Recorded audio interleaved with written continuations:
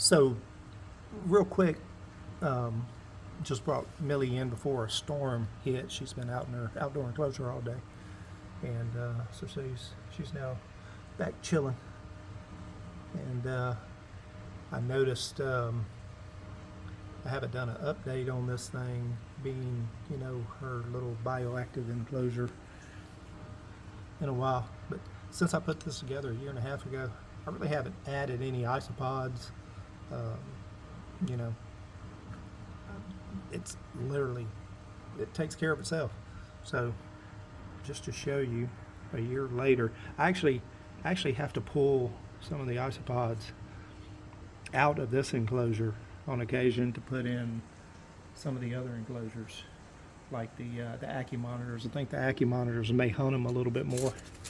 So just to kind of give you an idea, watch when I raise this up. Her water bowl's empty, but I generally, when I fill it up, I kind of put a lot of water in. But let's just see. I noticed how many's in here, and I thought, you know what? Let me do a quick little video on this. So you can see some of the small ones in there. There's probably more here. Yeah, you can see some of the different types of isopods that are in here. There's even some, it's like a superworm, and I think there's a few of those growing in here. Let's see, yeah, there's some of the bigger ones. Yep, another superworm. So there's a lot of life going on there, but I actually keep this little piece of cork bark in here mostly for the isopods.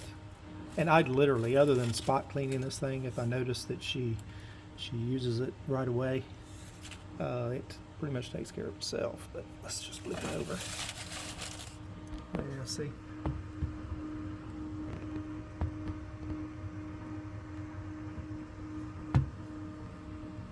And they're springtails. I can dig down a little bit and, see some springtails. And so yeah, this thing basically has just been on cruise control since I put it together. I always kind of just push this in here, replace the leaves ever so often, but I literally have not had to add any isopods in here. She doesn't really hunt them down like I think the Ackies do. But and then whatever food she doesn't eat and dries up, I just kind of rake it off down here, put it under the log. They snack on it, of course, the leaves. Every once in a while, I'll throw some dry food in there in the back and let it get old and moldy for them.